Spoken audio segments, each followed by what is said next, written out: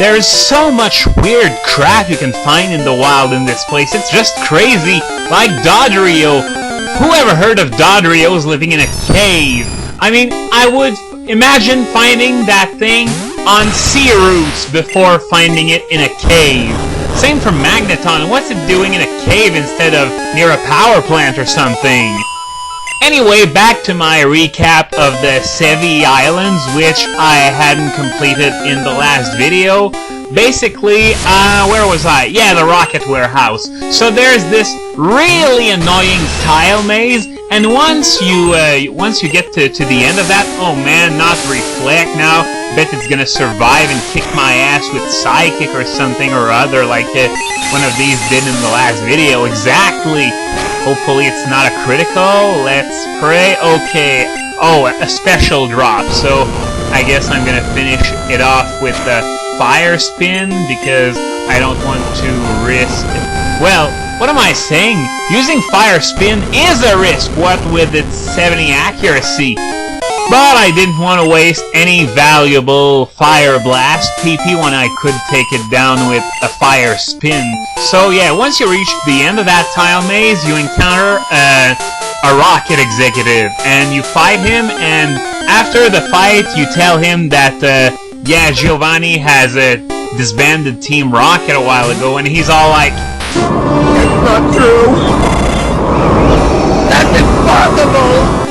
And you're like, "Search your feelings, you know it to be true."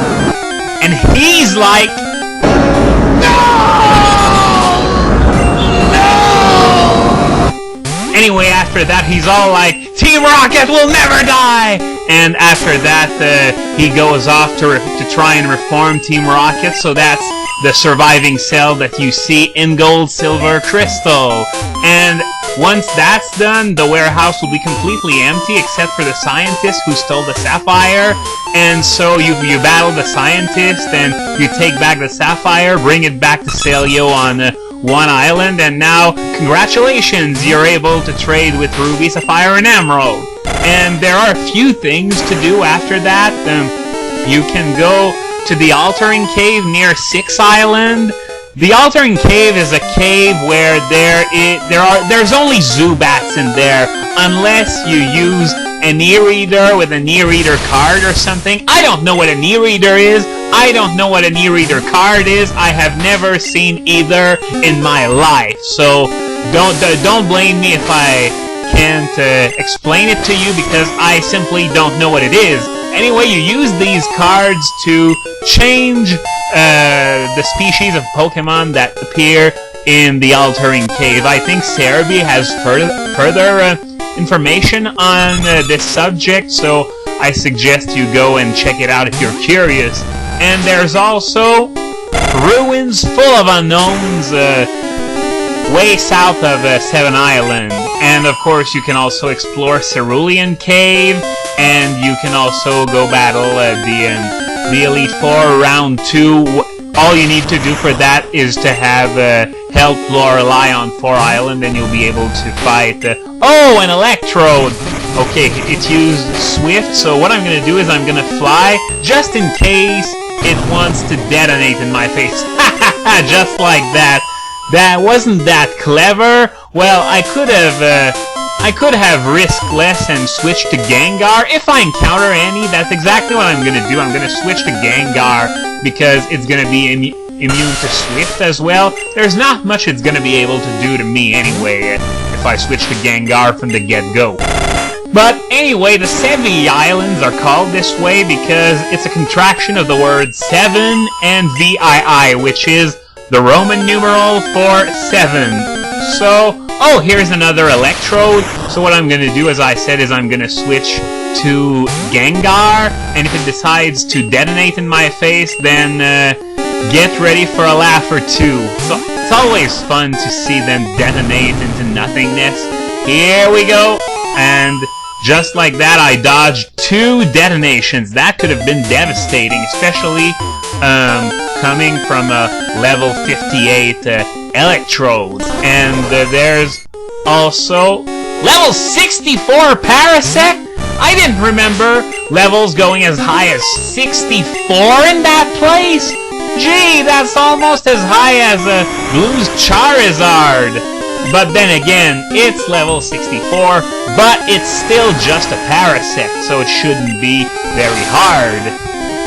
Anyways, I was about to say, there are some people who consider that there are 9 of the Sevii Islands. They count the islands where Lugia, Hu, and Deoxys are on.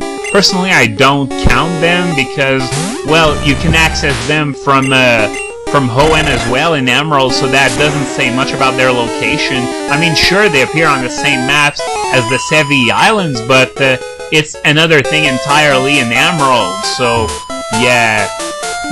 Call them what you like, actually, I don't really care, but they would have been called something else if there were 9 Sevii Islands, because the name, as I said, comes from 2 variants of the word 7, so you see the idea. Okay, I'm getting really close to Mewtwo now. All I gotta do after that is swim down one more river and I'll be there.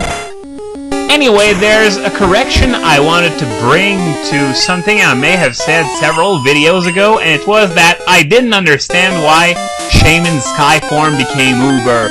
Well, I found out that, not long ago, that Seed Flare actually lowered special defense by 2 levels, not just 1. So you've got to move with the same power and accuracy as Fire Blast, yet in the hands of a Serene Grace Pokemon, you've got an 80% chance of lowering special defense by 2 levels! That can drill through nearly anything, including Blissey.